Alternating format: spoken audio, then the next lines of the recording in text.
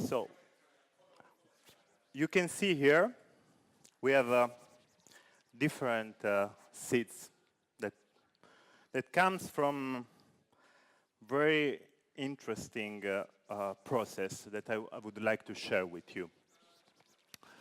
These seeds are called evolutionary population, and the seeds comes from a project that was started by a genetist called Salvatore Ceccarelli, and he worked with, he decided to open the laboratory. You know, all, do you hear me well, or there is like, okay. So you know, with the so-called Green Revolution, the control of the seeds went on the hands of the scientists once in the laboratory. The genetics and the selection of crops started to be really like very in the laboratory. Salvatore Ceccarelli in Icarda, in this center in Syria, close to Aleppo, 30 years worked on this idea of sharing the seeds with the farmers again, and not one or two varieties, hundreds and thousands of varieties. It was the idea really to make really a revolutionary act. Instead to plant, to choose one or two varieties, decide to give all the varieties to the farmers, and the farmers were going to select their own, the varieties that they were thinking were better for the climate condition, for the soil, for their taste, for their for the use they wanted to do in the kitchen. So it was started a complex and revolutionary process that nobody at the beginning was thinking was so important to change the future of the seeds. All these varieties comes from the place, the original place, actually, of all our cereals. You know, in the last year, we have seen how we are used to select different, like particular varieties, and to make huge monoculture, like one crops that we select, and we use. We have this imagination of huge fields of monoculture everywhere in the world. The idea was really revolutionary for this, and of course we are used to imagine the seeds like really like a mono variety. It's very hard to see, to imagine that we can share, you know, in a way, the field with thousands of varieties at the same time. And what happens when we saw this evolutionary population? There will be a process, a natural process in the of selection. I call these seeds seeds of a world waiting to germinate. It's like a quote of Sully Rolnick. She was talking about the society and how we as activists, artists, or people that think at the change has to plant these new seeds. And for me, I found very interesting metaphor to talk about the evolutionary population.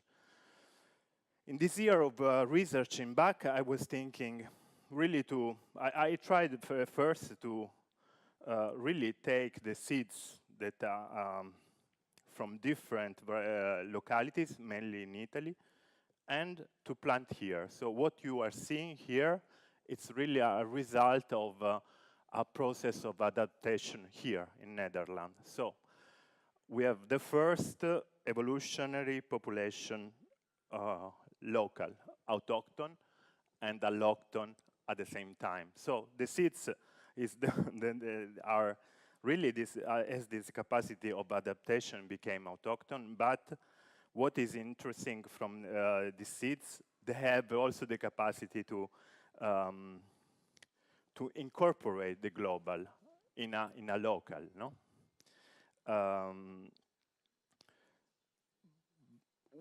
I would like to share you the story when I met first time Salvatore Ceccarelli. It was in Castiglione.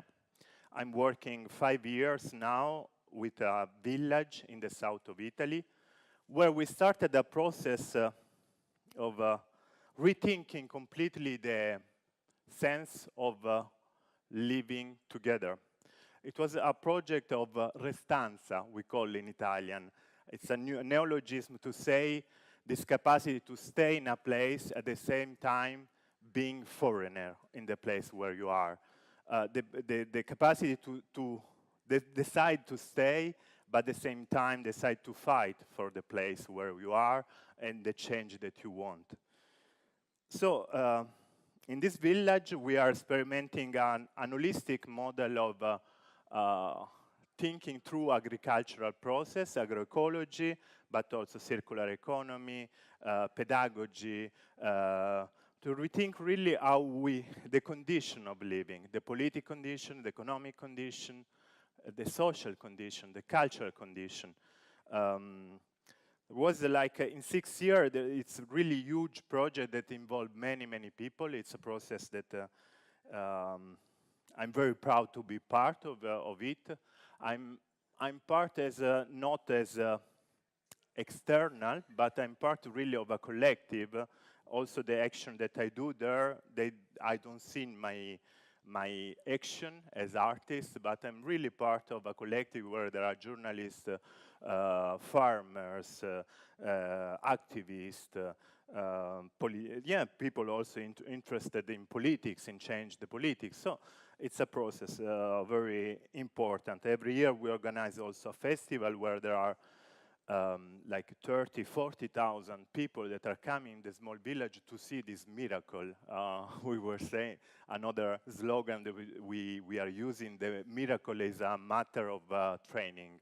No, this idea of really working every day and imagining the future.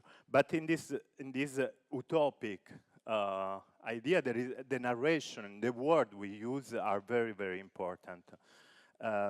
So building the narration is really, really the main, my main goal in a way. And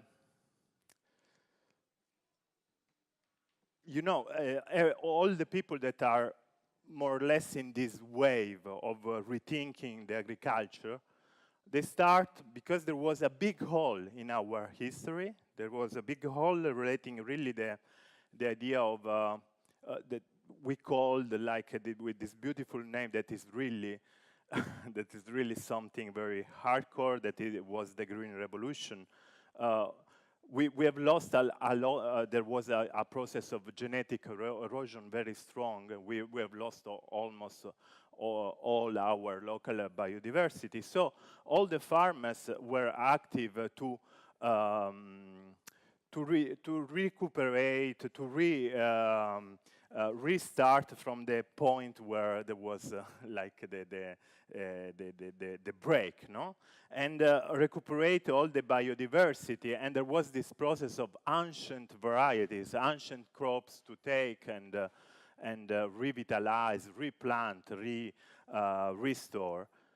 But this process was like, in a way that there are many problems also in this process, because of course they're creating this kind of nostalgic idea of tradition, ancient word that was not fitting, that is not fitting at all our condition, that are much more complex.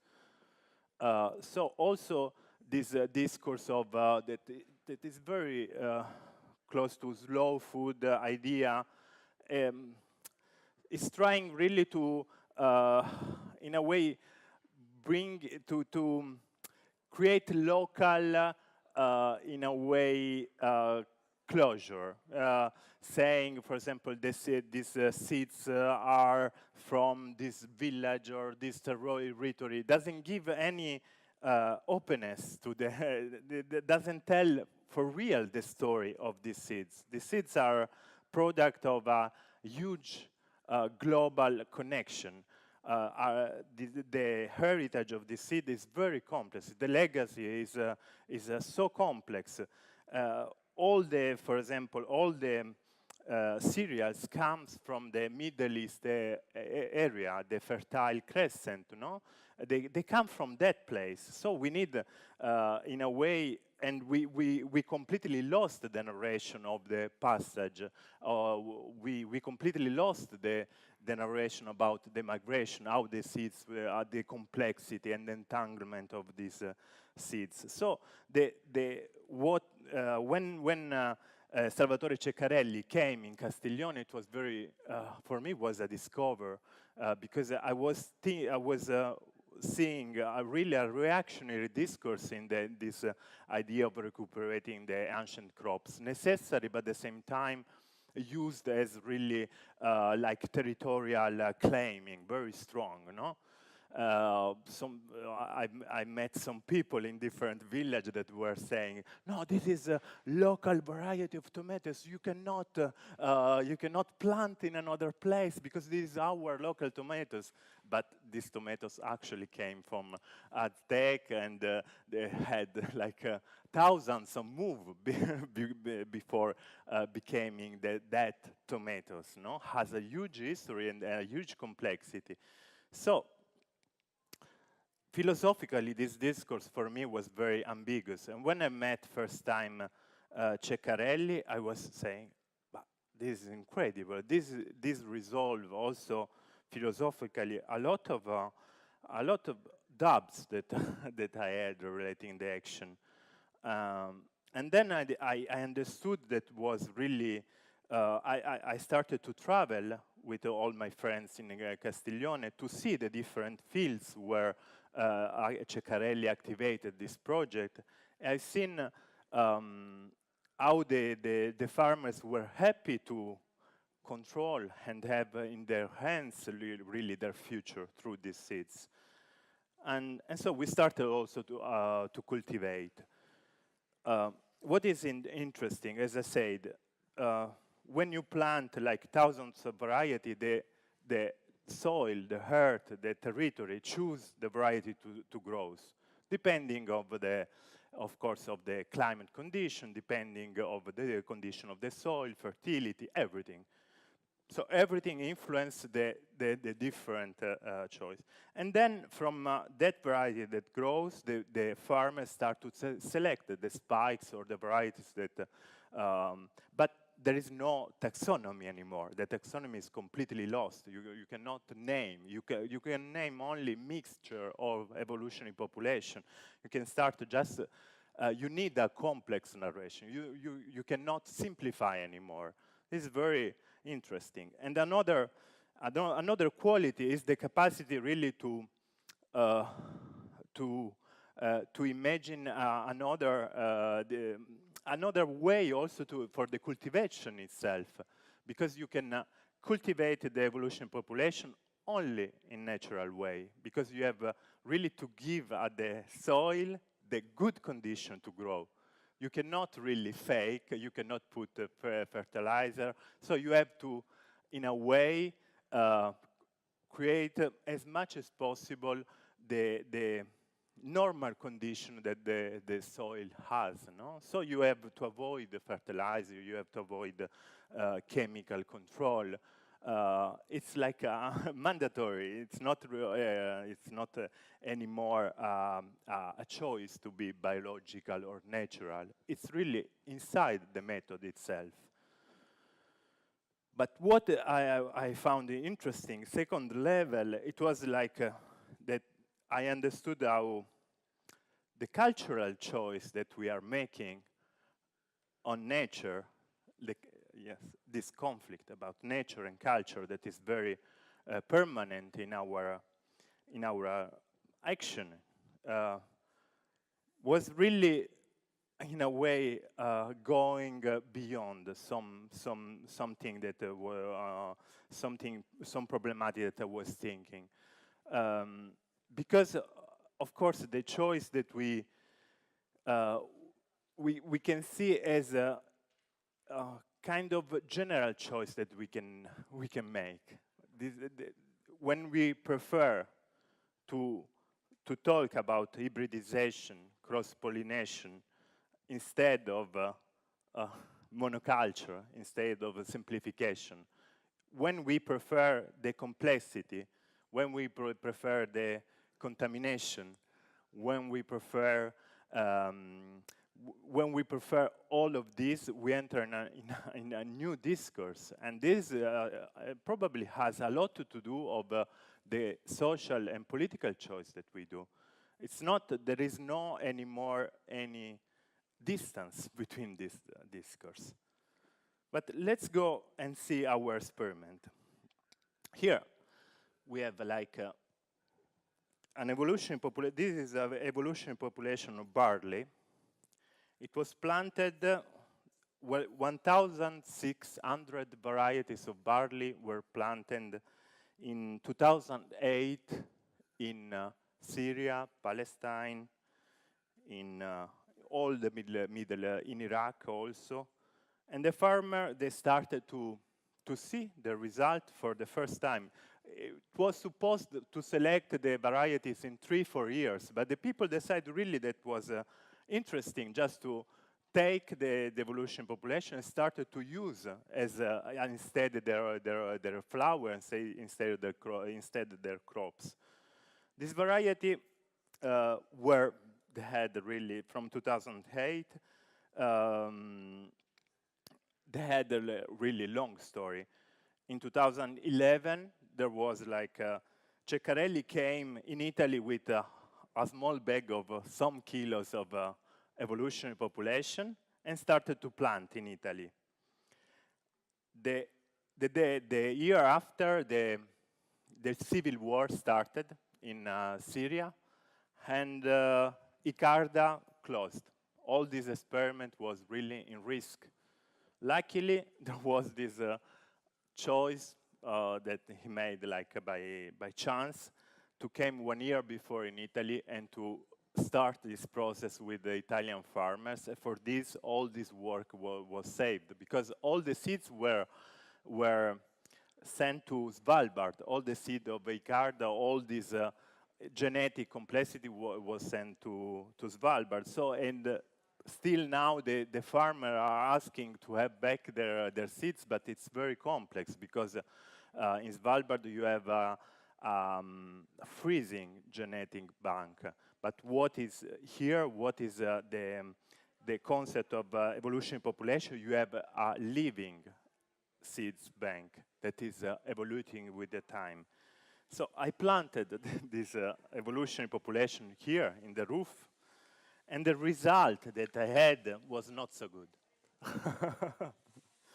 These are the seeds that I had. These are some seeds here. These are the spikes of barley. But we planted also in different places, and this year all the barley had a problem. It's very difficult to understand the reason, but maybe even these seeds that doesn't look very good, maybe next year will give another result. So it's very interesting how the selection comes. Here we have another more interesting, I think, for Netherlands. We have common wheat, that is the normal wheat that is used generally. And here you see how the spikes are different, how the spikes are beautiful. These are the original spikes of evolution population. Comes again from Icarda, but they went in Sicily, and complex tour. They went also in Castiglione, in south of Italy, and then arrived here. Here you have some spikes that grew, You see the difference is quite is quite different. There is a huge difference between the original one and the new one. We don't know which variety were selected. Of course, this year was also particular here because it was very cold in the month where they were growing very well, and there was like some months where really there was a lot of cold, and then very dry for a long time in this area. So probably it was really the evolution population were very stressed. But despite of this, some seeds are here to witness a possibility of a new possibility of germination. Here is the best result. You see, this Sicily, south of Italy, this is another evolution population. These are the seeds of another evolution population that are comes again, Icarda, 2,000 varieties altogether in the terrain. And the seeds are creating these spikes. You see, there is something really interesting. These spikes are quite well grown. There are many varieties, many differences.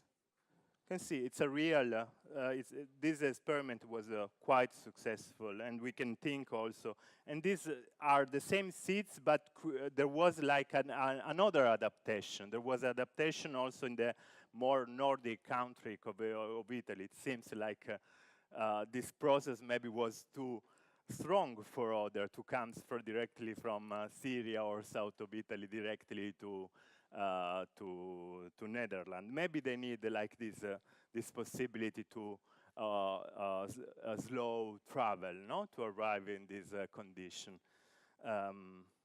Here we have Annibale. This is Annibal is a selection was made in the. It's not properly an evolution population, but there are like 9, 10 varieties, like a mix that was selected in the center of Italy. And these seeds actually are reacted quite well. Of course, we here to make a real experiment, you need to plant in a bigger area. You need to plant at least like an area like that to create, in order to give the possibility. But for me, of course, there is an experiment, but it was a symbolic experiment. And this year I used also to understand or to imagine or to reflect with the fellows that I was together here in back, but also with a researcher on the cultural potential of evolutionary population.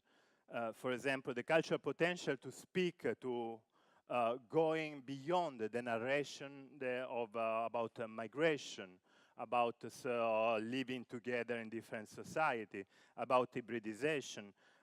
I think it's a very interesting metaphor and possible choice that you can make through the evolutionary population. Now I'm going to continue the installation, and then when you want, you can join me, ask a question. I created also here like a map called Cosmology of Evolution Population, where there are the topics that are connected with the evolutionary population. Why I choose this conformation, this geometry? Of course, when we think about a huge mix of things, we think at a disorder. Generally, now we are in a format. We have this format of idea that we imagine really this idea of order connected with the uniformity. Also, the law that we have in the European Union connect the idea of crops, of the idea of uniformity. It's very, and what is interesting that this the people that are like rural seed, that are working on rural seeds are really trying to challenge this law relating uniformity and of the seeds. So my idea was to create a complex order, to create a symbol, and this symbol is given now to the rural seed network to use as all the material that I'm developing. I hope are material that could be used to continue this process and to, of course, to develop, to imagine. So the idea is a spiral. Of course, you know the main symbol, the main geometric complexity of the nature is the golden spiral. Many of the geometry of the nature are based on the golden spiral. Here you have this as, of course, a symbol of evolution itself also. And maybe it's interesting to talk also about the term evolution in itself.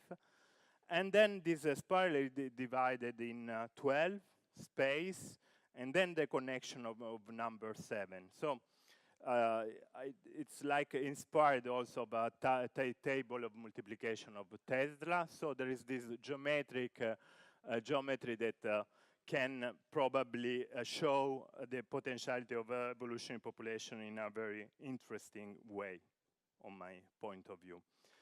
Relating the terms evolution, maybe it's interesting to, when we think evolution, maybe we are afraid about these terms. Evolution, maybe there is some reminder relating our very dark past, but evolution doesn't mean progress, doesn't mean, it means just, doesn't mean growth. It means just change, constant change. In a way, we cannot avoid evolution. Evolution is a phenomenon that happens always in our, and it's not improving evolution. If we think of the biodiversity, we had like a huge degrowth of biodiversity. If the natural process of evolution goes toward a multiplication, a complexification, an anthropic process, what we have done, it was a process of reduction. So the evolution we had was really connected with degrowth, not with growth. So evolution, it's not a term for me that is problematic in itself. We have to accept this term. As other terms also that are connected probably with, and I think this, for me, it's the evolution population mainly are, yeah, it's not just, it's, of course, it's an agroecological experiment, but can became really something, something that can produce a possible change. Thanks. If you have a question, I think it's more, I'm going to install the seeds. I think it's more beautiful if you come, join me, and we can talk during, you can help me even if you like, okay? Thanks so much for your attention.